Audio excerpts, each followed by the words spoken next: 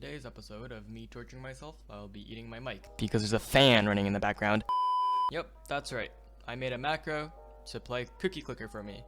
Well, not really just Cookie Clicker, other games too. I know, there are tons of macros out there. Razer Synapse has one, Macro Gamer is a popular one, but this macro I'm creating is based off of Macro Gamer. And truthfully, I do not trust Macro Gamer. I don't trust any programs in general that do this type of thing. So I am not about to download any suspicious files onto my computer. And I'm not discrediting Macro Gamer through the videos I've seen. It's a great macro. Download it if you want. I don't care. I am not risking getting backdoored again, because I just did less than 2 months ago. So in today's video of torturing myself, I am aiming to achieve all checkmarks shown here on the Macro Gamer website. Once I satisfy as much of those conditions as I can, I will make an auto clicker macro to get to 1 million cookies in Cookie Clicker. So yeah, let's get started. 13 checks to go through. This is a real testament to my coding abilities. Now I want to start off by saying I'm doing this video based off of my final product, so I will not be talking about the pain and suffering.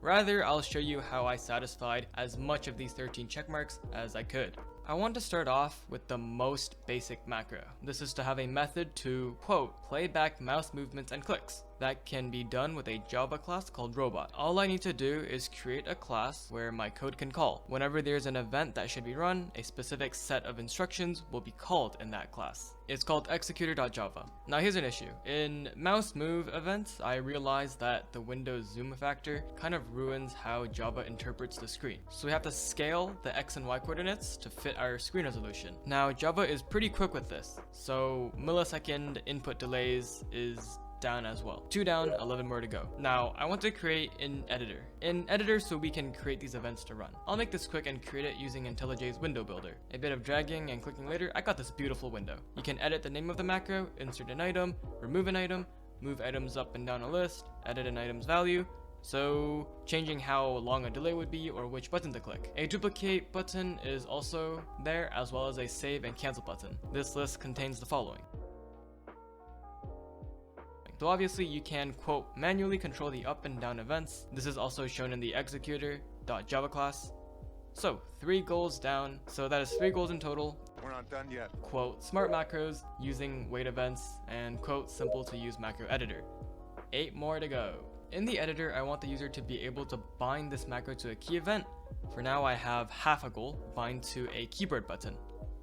Now you can bind this macro to any keyboard button. Along with this feature, I added different run methods. You can make it single run, run until stop, or a certain number of times. That satisfies the automate repetitive task. 2 more down, well, 1.5 down, 6.5 left. By using a library called JNativeHook, I was able to detect input in keybind.java. So every time a key is pressed, the program checks if there is a macro that uses that keybind. The first one found will be run. Its runtime will then be satisfied, of course. So looping macro while a button is pressed is now crossed out. 5.5 left. Now I decided to implement a home screen to manage all of the macros, and I decided to add an import and export button, and they basically store these macros in a txt format. Pretty simple syntax and all. Now you can share your macros. So create and share macro profiles, as well as manually edit profiles in txt format are both satisfied. So those are off the list. 3.5 criteria left to satisfy. First off, reading RGB colors. I have no clue how that is going to help, so I did not implement that.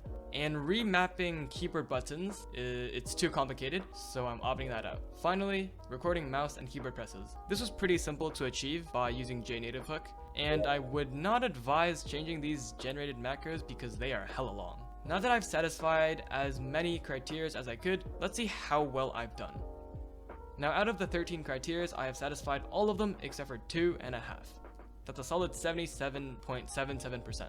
But here's a bonus. I added a kill key. Now that makes a bonus. So 11.5 out of 13. Oh, and I forgot to tell you the name. It's bad macro, and it's open source. So another bonus, 12.5 out of 13. Now that's a 96.15% completion. Oh, and I might add mouse clicks to trigger macros. So a possible 13 out of 13. So in conclusion, bad macro is better.